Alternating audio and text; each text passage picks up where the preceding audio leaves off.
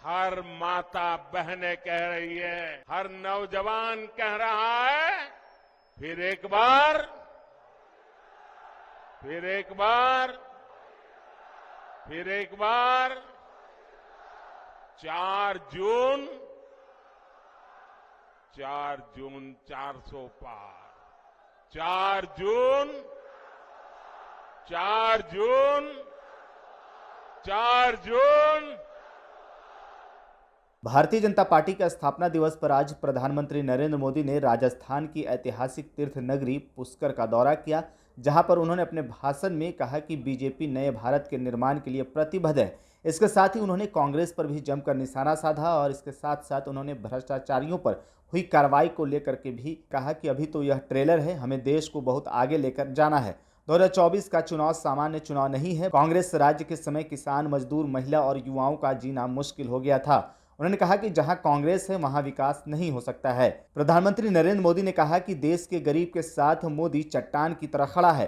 मोदी ने 10 साल में इनकी लूट की दुकान का शटर गिरा दिया है। राम राम सर।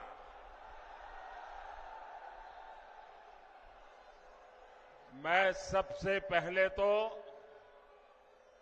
इतनी बड़ी तादाद में मेरी जहां भी नजर पड़ती है मुझे माताएं बहनें दिख रही हैं। मैं उनको विशेष रूप से प्रणाम करता हूं कि आप इतनी गर्मी में हम सबको आशीर्वाद देने के लिए इतनी बड़ी संख्या में आए हैं। शायद राजस्थान नया इतिहास लिखने जा रहा है। माताएं बहनें, मैं सर झुका करके आपको प्रणाम करता हूं। जय पुष्कर राजरी। परम पिता ब्रह्मा जी री जय। जय श्रीमन नारायण। सावित्री माता री जय। अजमेर, नागौर, ये क्षेत्र वीर तेजाजी महाराज और मीराबाई की आध्यात्मिक भूमि है। ये क्षेत्र राष्ट्र गौरव पृथ्वीराज चौहान जैसे शूरवीरों की शौर्य भूमि है। मैं इस महान धरती से राजस्थान की इस महान अनगिनत विभूतियों को सर झुका करके नमन करता हूं। साथियों, आज 6 अप्रैल को ही भारतीय जनता पार्टी की स्थापना हुई थी। ये संयोग देखिए कि आज ही मुझे पुष्कर क्षेत्र में आने का सौभाग्य मिला है।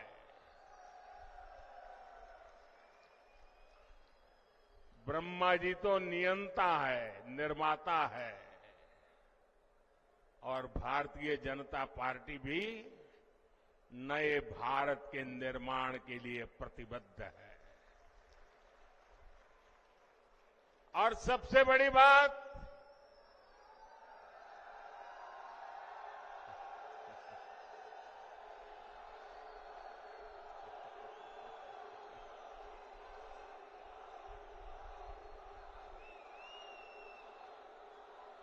हमारा ये क्षेत्र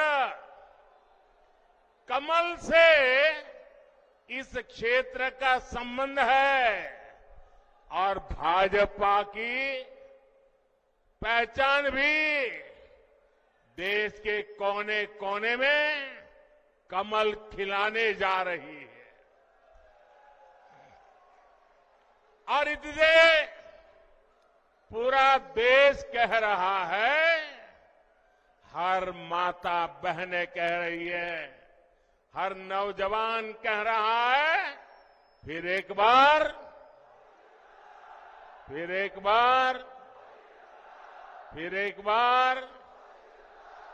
4 जून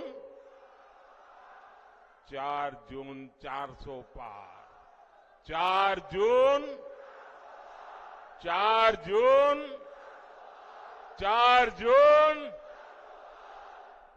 साथियों,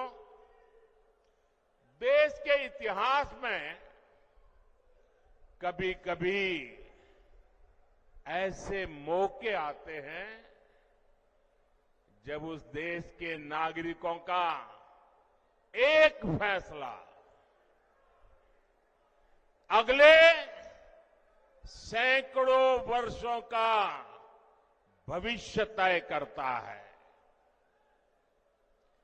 2024 का ये चुनाव ऐसा ही बड़ा अवसर है। ये कोई सामान्य चुनाव नहीं है। आप याद करिए, कितने दशकों से हमारे देश में जोड़ तोड़ वाली सरकारें चली रही थी। गठबंधन की मजबूरियां, हर किसी के अपने स्वार्थ, इस सब में देश का हित पीछे छूट गए थे। कांग्रेस के समय में गांव, गरीब, किसान, मजदूर, महिलाएं, युवाओं, इनका जीना मुश्किल हो गया था। हर दिन अखबारों में या तो घोटालों की खबरें छपती थी या आतंकी हमलों की खबरें आती थी। लेकिन 2014 से देश में एक बड़े बदलाव की शुरुआत हुई। दशकों बाद देश को आप सब जागरूक मतदाताओं ने पूर्ण बहुमत वाली सरकार देश को दी।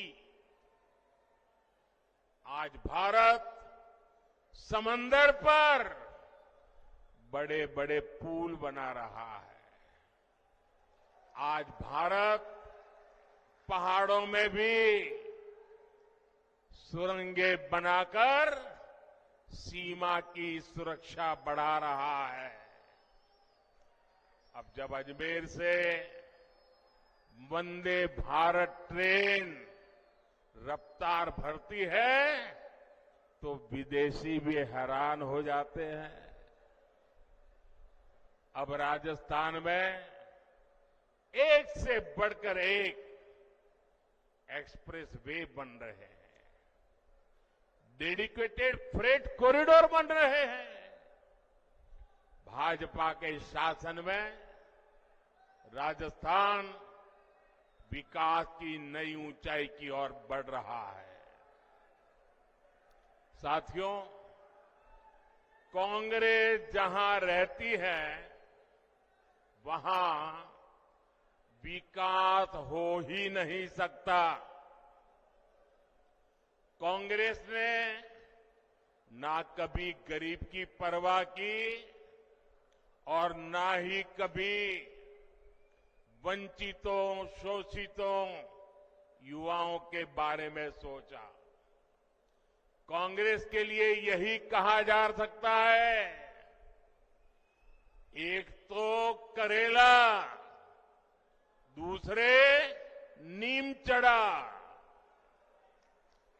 एक तो परिवारवादी पार्टी और दूसरा उतना ही भ्रष्टाचारी पार्टी।